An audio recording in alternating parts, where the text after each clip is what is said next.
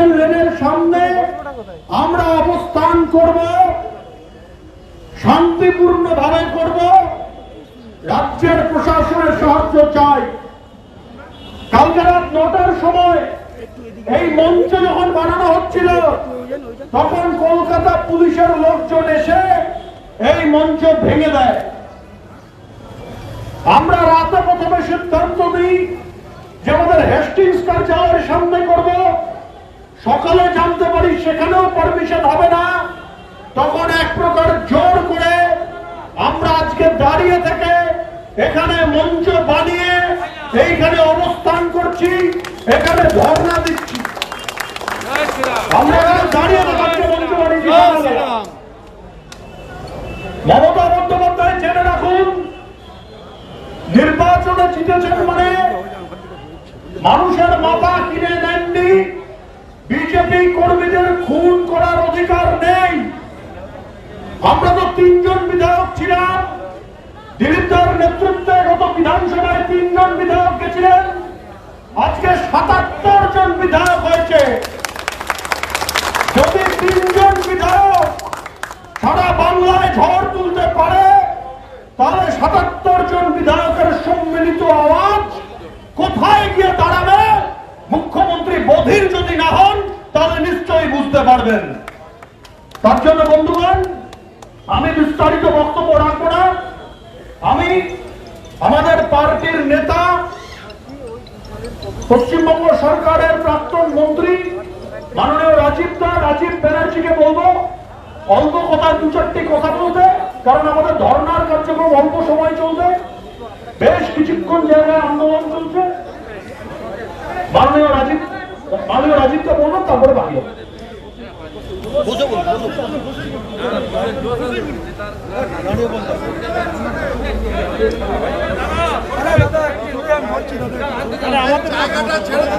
এই জায়গাটা ফাঁকা করুন না।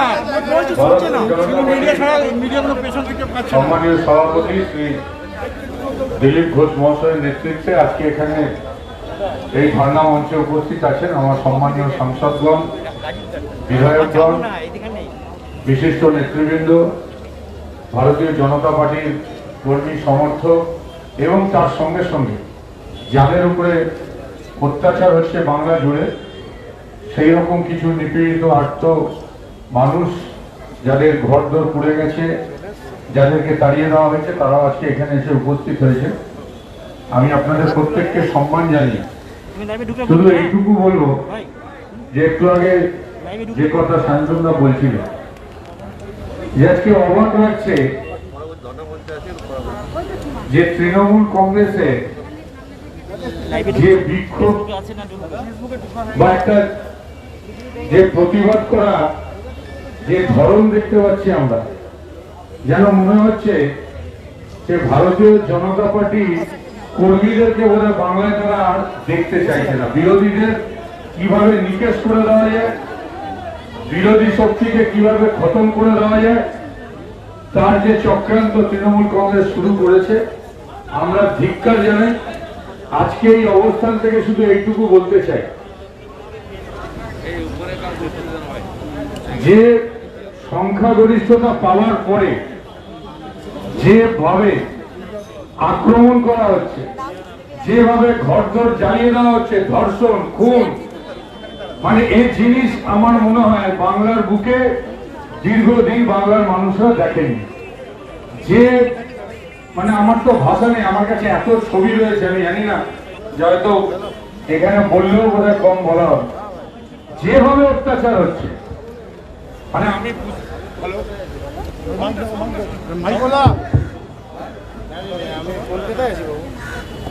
যে বদলের সঙ্গে সঙ্গে বদলা নেবার যে ভাষা আমরা দেখতে পাচ্ছি, যে বদলার জন্য যেভাবে প্রায় 15 জনের মতো মারা গেছে, ধর্ষণ, বাড়ি ঘরদোর, পার্টি অফিস, শুধু তাই নয়, লুটতরাজ যেভাবে চলছে, মানে লুট করে নিচ্ছে যেভাবে, মানে এই জিনিসের আগে বোধহয় বাংলার মানুষ দীর্ঘদিন দেখেনি।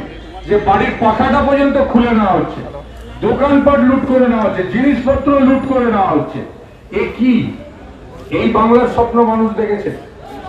এই বাংলাকে মানুষ চিন্তা ভাবনা করেছে? এটাই কি বাংলার শিক্ষা, সংস্কৃতি, কৃষ্টি? তাই আজকে সত্যি বলছি যে আমরা অত্যন্ত ভারাক্রান্ত, অত্যন্ত ব্যথিত হৃদয়। আজকে আমাদের অবস্থান বিক্ষোভ পর্যন্ত করতে দেওয়া হচ্ছে না, সেই সমস্ত জায়গার অনুমতি পর্যন্ত দেওয়া হচ্ছে না। আজকে কোন জায়গায় রয়েছে গণতন্ত্র? আজকে এখানে লুণ্ঠিত। আজকে মানুষ এখানে স্বাধীনভাবে কথা বলতে পারছে না। এইরকম অবস্থায় দাঁড়িয়ে বিজেপি করার অপরাধে যেভাবে অত্যাচারিত হচ্ছে, তারা চাইছে যাতে বিরোধী দল আর না থাকে, তারা চাইছে আগামী দিনে যাতে বিরোধী শূন্য করে দেওয়া যায়, তার যে পরিকল্পনা নিয়েছে, সেই কারণে আজকে আমাদের এই অবস্থান বিক্ষোভ। আমরা চাই এখানে গণতন্ত্রপ্রেমী মানুষেরা আছেন, সাধারণ মানুষ আছেন, সংবাদ মাধ্যম আছেন, তারা নিশ্চিতভাবে আগামী দিনে আমরা চাই মানুষের কাছে এই বার্তাটুকু পৌঁছে দিতে যে নির্বাচনে জেতা মানে এই নয় যে সারা বাংলার মানুষকে তারা কিনে ফেলেছে। একটা নির্বাচনে জেতা মানে এই নয় যে তারাই যা করবেন সেটাই ফাইনাল, আর বিরোধী দল গণতন্ত্রের বিরোধী থাকবে না, এটা কোনোদিনও হতে পারে না। সুতরাং এর বিরুদ্ধে আজকে আমাদের অবস্থান বিক্ষোভ। এখানে রয়েছেন সবাই আমাদের নেতৃবৃন্দ, তারা সবাই বলবেন। এবং আগামী দিনে এই জিনিস যদি বন্ধ নয়, আজকে মাননীয় মুখ্যমন্ত্রী শপথ নিয়েছেন, এবং এই জিনিস যদি বন্ধ না হয় তাহলে ভারতীয় জনতা পার্টি আগামী দিনে বৃহত্তর আন্দোলনে যাবেন। এবং আমরা চাই যাতে ইমিডিয়েট প্রশাসন হস্তক্ষেপ করুন, কারণ প্রশাসন আমরা তাদের ভূমিকা যা দেখতে পাচ্ছি যে প্রশাসনকে বলেও কোথাও কোনো লাভ হচ্ছে না। কি অবস্থা, মানুষের থাকার জায়গা নেই, খাওয়ার ব্যবস্থা নেই, পরনের কাপড়টুকু নেই। এই ঘৃণ্য কাজ যারা করছেন আগামী দিনে নিশ্চিতভাবে তারা যোগ্য জবাব পাবেন। এবং আগামী দিনে ভারতীয় জনতা পার্টির সবাইকে নিয়ে রাস্তায় নেমে, কেন আমরা মনে করি যে রাস্তাই হচ্ছে আমাদের একমাত্র পথ, আমরা আন্দোলন করব রাস্তায় নেমে। এবং আগামী দিনে আরো বৃহত্তর আন্দোলন করার জন্য যা যা করা দরকার ভারতীয় জনতা পার্টির নেতৃবৃন্দ যেভাবে বলবে সেইভাবে মানুষের পাশে থাকবো, আর রাস্তায় নেমে সেইভাবে আন্দোলন করবো। সবাই ভালো থাকুন, অনেক ধন্যবাদ। ভারত মাতা কি জয়। মাননীয় রাজীব দাকে ধন্যবাদ।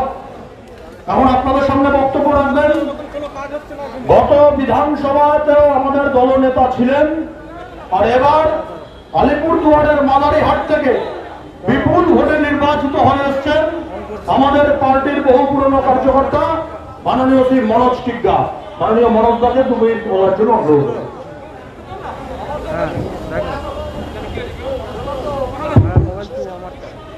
मंच पर उपस्थित हमारे सभी सम्मानीय नेतागण, एमएलए, एमपी और हमारे सामने नवनिर्वाचित जितने भी विधायक यहाँ पर उपस्थित हुए हैं, और साथ ही सक्रिय कर्मचारी, आप सभी को नमस्कार करने का तो मन नहीं है, क्योंकि जिस प्रकार से हम लोगों ने यहाँ पर आतंक इलेक्शन के पंचायत निर्वाचन से लेकर के आज तक इस प्रकार के सारे पश्चिम बंगाल में विशेष करके भारतीय जनता पार्टी के कार्यकर्ता नेतागण के ऊपर में अत्याचार हो रहा है, तो इसमें हम जीत कर भी खुश नहीं है। भले ही हम लोग 3 से 77 हुए हैं, लेकिन मन में जो उत्साह होना चाहिए वह उत्साह हमारे अंदर नहीं है।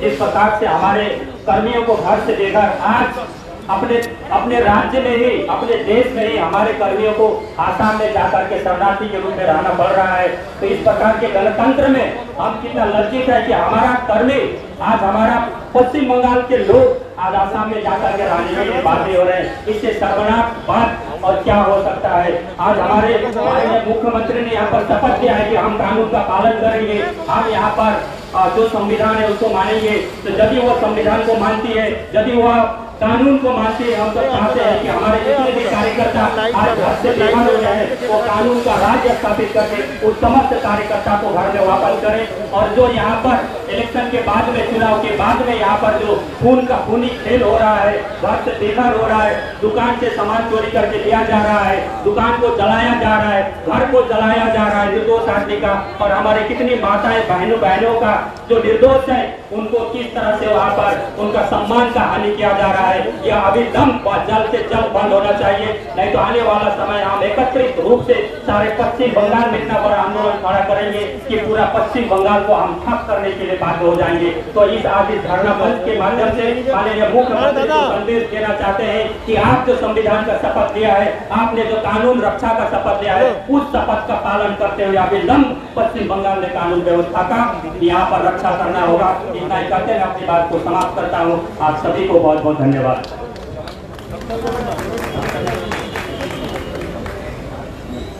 हमारे मध्य उपस्थित হয়েছেন আমাদের পার্টির অন্যতম নেতা প্রাক্তন রাজ্যসভার সাংসদ মাননীয় স্বপনদার যুক্তকে আমি কিছু বলার জন্য আহ্বান। আজকে শুধু পশ্চিমবঙ্গের নির্বাচন হয়, দক্ষিণে দুটো রাজ্যে হয়েছে, আসামে হয়েছে, কোনো কোনো জায়গায় সরকার পুনর্নির্বাচিত হয়েছে, কোনো কোনো জায়গায় নতুন সরকার গঠন হয়েছে।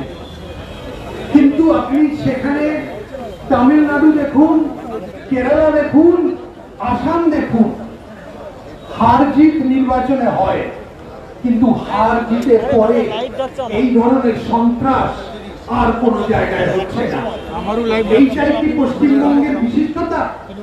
আজকে যেটা আমরা দেখতে পাচ্ছি যে এক এক করে, বিশেষ করে যারা বুথে কাজ করেছিল ভারতীয় জনতা পার্টি,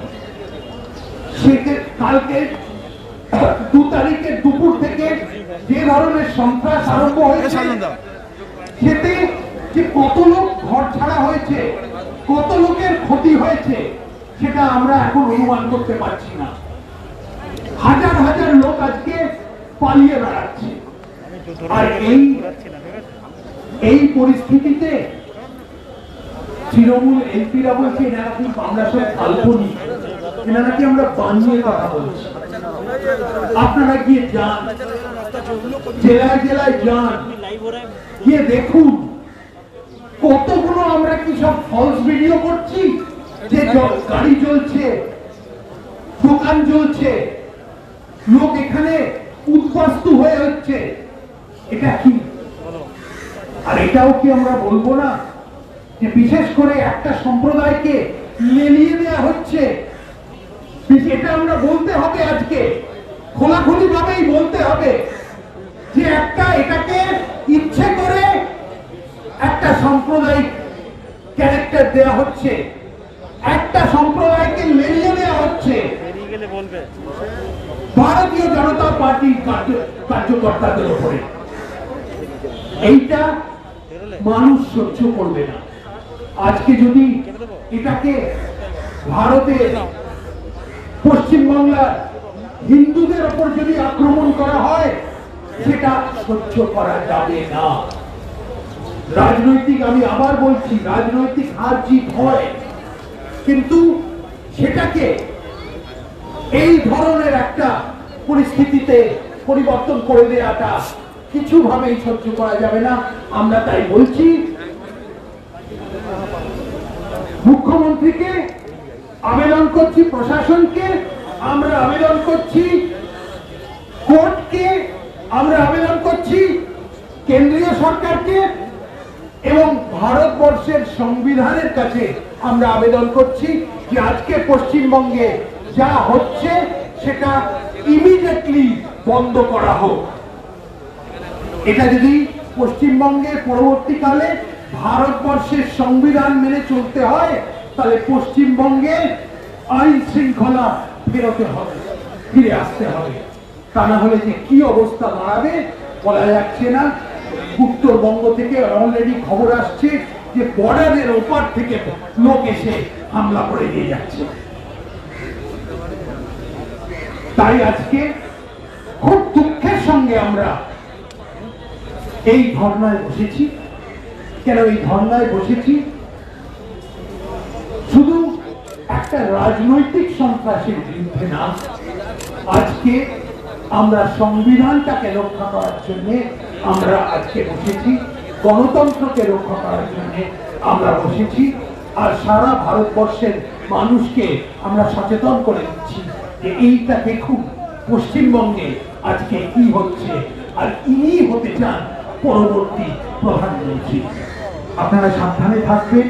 আর যারা যারা ভারতীয় জনতা পার্টির কার্যকর্তারা, কর্মীরা, সমর্থকরা যারা আজকে ঘর ছাড়া হয়ে আছে, আমি তাদের সবাইকার কাছে বলছি, আমরা তাদের পাশে আছি, আমরা পাশে থাকবো।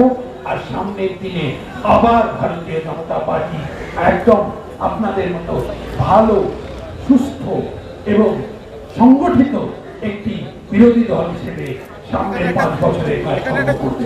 অনেক অনেক ধন্যবাদ। আমাদের মধ্যে উপস্থিত আছেন আমাদের শালতোড়া থেকে নির্বাচিত বিধায়িকা, খুব সাধারণ ঘরের দিদি আমাদের চন্দনা বাউরি এবার নির্বাচিত হয়েছেন। তাকে আমি বক্তব্য রাখার জন্য অনুরোধ করছি।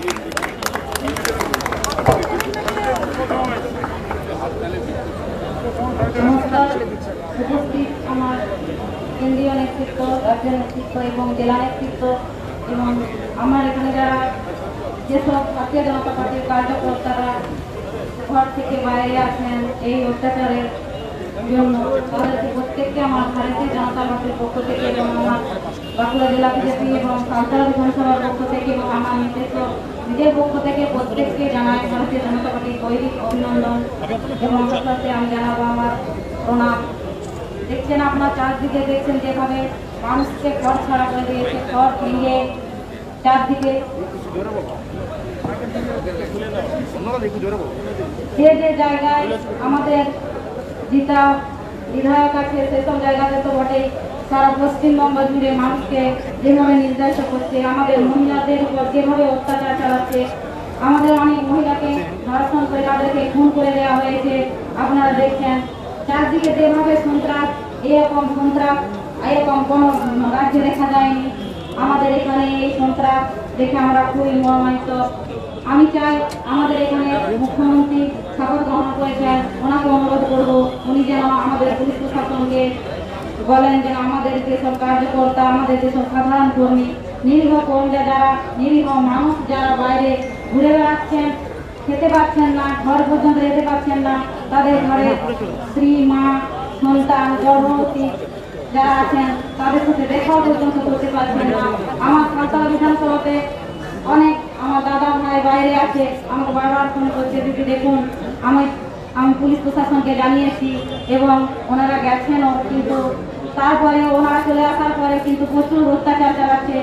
এখন পর্যন্ত ফোন আসছে, দিদি দেখুন, কিন্তু আমাদের কোনো সাহসর্গ আমরা কিছু পাচ্ছি না। পুলিশ প্রশাসন যাচ্ছেন কিন্তু কোনো কাজ করছেন না। আমি অনুরোধ করব আমাদের এরকম দুরাবস্থা থেকে ওনারা যেন আমাদেরকে সাহায্য করেন, আমাদেরকে যেন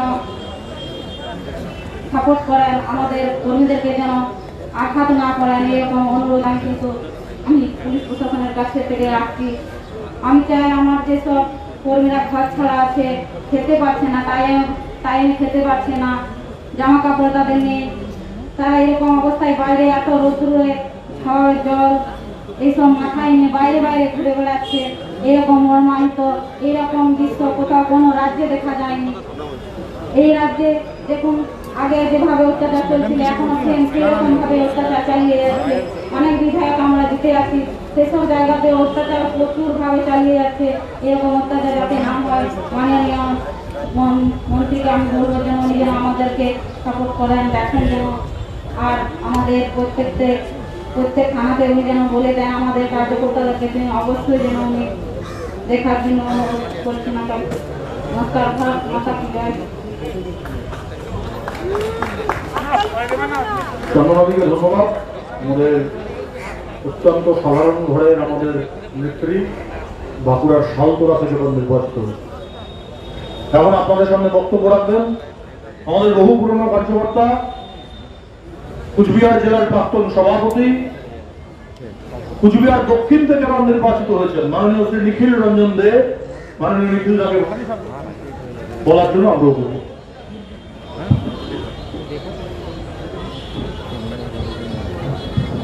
নমস্কার। এখানে উপস্থিত আজকে